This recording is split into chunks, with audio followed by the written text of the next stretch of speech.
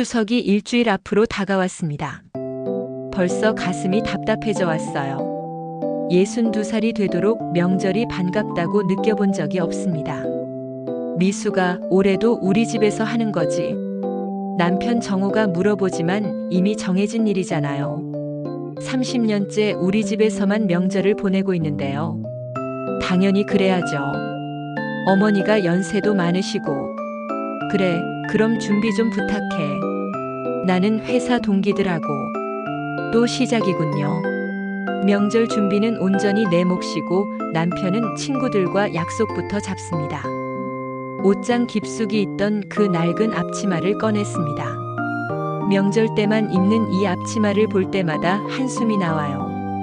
30년간 명절마다 이 앞치마를 두르고 부엌에서만 살았으니까요. 올해로 30번째구나.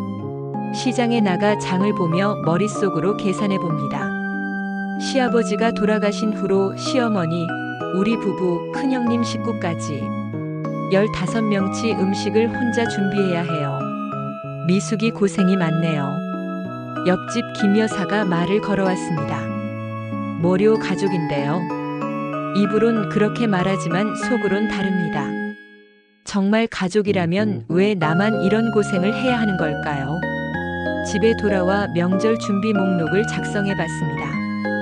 전 부치기, 나물 무치기, 국 끓이기, 과일 준비하기. 손가락이 10개라도 모자랄 판이에요. 예전엔 그래도 큰언니가 도와줬는데 요즘엔 허리가 아프다며 설렁설렁하시고. 명절 아침 5시, 남들은 모두 잠들어 있을 시간에 저는 벌써 부엌에 나와 있습니다. 전을 부치는 기름 소리와 함께 하루가 시작됩니다. 손목이 아픈 줄도 모르고 계속 뒤집고 또 뒤집고. 미수가, 기름기가 너무 많잖아. 시어머니가 부엌으로 들어오시더니 첫마디가 그거예요. 네, 어머니. 좀 더 기름을 빼겠습니다. 30년을 해왔는데 아직도 손에 안 익었어? 큰 며느리는 벌써 전솜씨가 늘었는데. 또 시작이네요. 큰언니와 비교하는 말씀은 30년째 듣고 있어요. 하지만 정작 큰언니는 허리 아프다며 소파에 앉아서 TV만 보고 계시죠. 어머니, 나물간은 어떻게 할까요? 그것도 물어봐야 해? 내가 매번 말했잖아. 진짜. 한숨을 쉬며 나물을 무쳤습니다. 30년을 해도 마음에 들지 않으시나 봅니다. 오전 10시쯤 되니 식구들이 하나둘씩 일어납니다. 거실에선 남자들이 TV를 보며 웃고 떠들고 며느리들은 살짝 눈짓만 주고받을 뿐이에요. 고모 배고파요. 조카가 부엌으로 뛰어와서 전을 집어먹습니다. 아직 차례 안 지냈는데 먼저 먹으면 안 돼. 에이, 하나만. 차례상 차리려면 아직도 한참 남았는데. 큰언니가 부엌으로 와서 물 한 컵 따라 마시고는 그냥 나가버립니다. 도와달라는 말도 뭔가 해주겠다는 말도 없어요. 나도 앉아서 쉬고 싶다. 차례를 지내는 동안 저는 계속 부엌을 오가며 음식을 나르고 있었습니다. 미수가 국그릇이 모자라네. 미수가 숟가락 좀 더 가져와. 미수가 물 좀 따라줘. 한 번도 제대로 앉아서 차례에 참여해 본 적이 없어요. 항상 뛰어다니며 심부름만 했죠. 차례가 끝나고 식사 시간이 되었습니다. 모든 준비가 끝나고 나니 이미 오후 1시가 넘었어요. 가족들은 둘러앉아 즐겁게 대화를 나누고 있는데 저는 또 부엌에서 설거지를 하고 있었습니다. 내 명절은 언제 오는 걸까? 거실에서 웃음소리가 들려왔어요. 시어머니가 손자들과 재미있게 놀아주시는 모습이 보였습니다. 어머니도 즐거우시구나. 그럼 나는? 설거지를 하다가 문득 거울에 비친 제 모습을 봤습니다. 낡은 앞치마를 두른 채 파마머리는 흩어지고 얼굴은 지쳐 보였어요. 62살. 이 나이에 나는 지금 뭘 하고 있는 걸까요? 미숙이 고모 화장실 휴지가 떨어져 가요. 또 누군가 저를 부르고 있었습니다. 언제까지 이렇게 살아야 하는 걸까? 다들 거실에서 윷놀이를 하며 즐거워하는데 저는 혼자 부엌에서 남은 음식 정리를 하고 있었어요. 30년. 정말 30년을 이렇게 살았구나. 저녁 무렵 큰언니가 조용히 부엌으로 들어왔습니다. 미수가, 내가 설거지 좀 도울까? 괜찮아요, 언니. 허리 아프시다면서요. 그래도 혼자 하기엔 너무 많잖아. 큰언니가 옆에 서서 그릇을 닦기 시작했어요. 30년 만에 처음 있는 일이었습니다. 미수가, 미안해. 나도 알고 있어. 내가 얼마나 고생하는지. 무슨 말씀을. 아니야. 나도 똑같이 살았거든.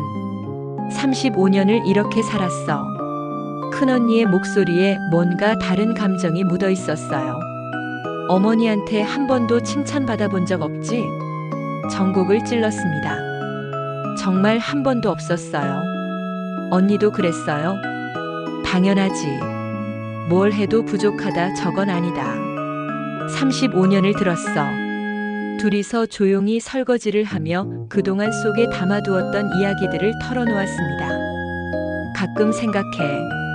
내 인생이 뭐였나 싶어서. 저도요. 명절이 이렇게 힘들 줄 몰랐어요. 남편들은 몰라. 우리가 얼마나 힘든지. 잠깐의 동질감을 느꼈지만 동시에 슬펐습니다. 35년, 30년을 이렇게 살아온 우리가 안쓰러워서요. 그런데 언니, 언제까지 이렇게 살아야 할까요? 글쎄, 어머니가 돌아가실 때까지. 그럼 나는 언제 내 시간을 가질 수 있을까? 이튿날 우연히 시어머니와 둘이 있게 되었습니다. 어머니, 몸은 괜찮으세요? 나야 뭐. 늙으니까 여기저기 아프지. 시어머니가 옛날 사진첩을 넘겨보고 계셨어요. 어머니도 젊으셨을 때는 어떠셨어요? 나도 참 힘들었지. 시어머니의 표정이 갑자기 어두워졌습니다. 시어머니가 워낙 까다로우셨거든. 뭘 해도 마음에 안 든다고 하시고. 어라? 어머니도 저와 같은 경험을? 그래서 나도 며느리들한테 엄하게 하는 거야. 그게 당연한 줄 알았어.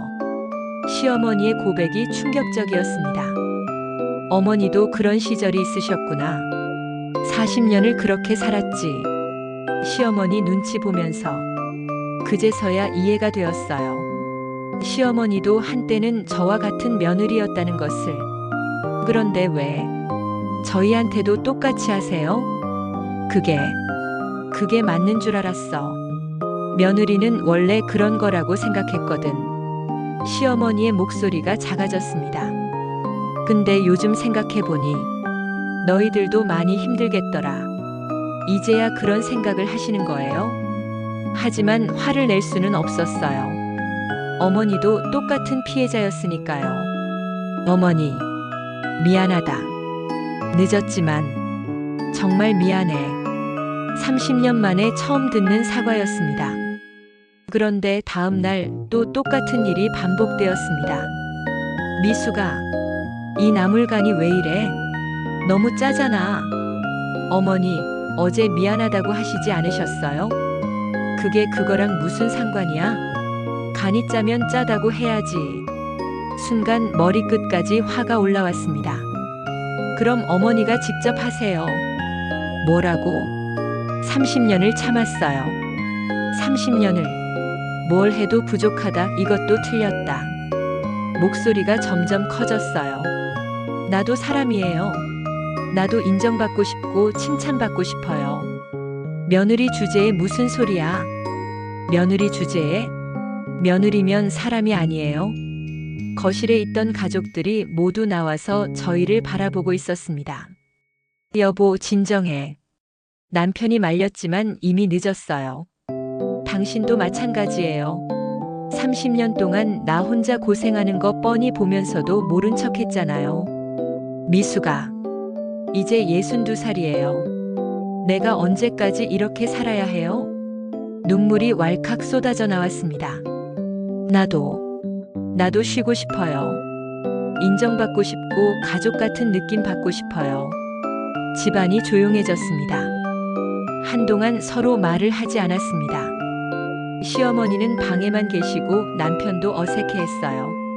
며칠 후 시어머니가 먼저 말을 걸어오셨습니다. 미수가 이야기 좀 하자. 네. 내가 너무했나? 어머니, 나도 모르게 그렇게 된 거야. 며느리는 원래 그래야 한다고 생각했어. 시어머니의 눈에도 눈물이 맺혀 있었어요. 근데 내 말 들으니까 정말 미안하더라. 어머니도 힘드셨죠? 저도 이제 알아요. 그래도 변명은 안 돼. 너한테 너무 심했어. 저도 너무 감정적으로 말씀드려서 죄송해요. 아니야. 그럴만했어. 30년을 참았는데. 서로 울면서 이야기를 나눴습니다. 미수가 나는 외로웠어. 아들들도 며느리 편만 들고 나이 드니까 쓸모 없어진 것 같고, 어머니도 외로우셨구나. 그래서 더 까다롭게 굴었나 봐. 내 존재감을 알리려고. 저도 인정받고 싶었어요. 정말 가족이 되고 싶었어요. 넌 이미 우리 가족이야. 30년 전부터. 정말요? 미수가 고마워. 그리고 미안해.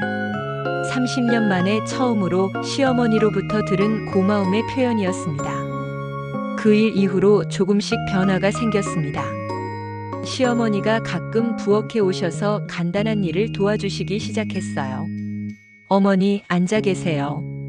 괜찮아. 나도 뭔가는 해야지. 남편도 달라졌습니다. 미수가 내가 장 봐올까?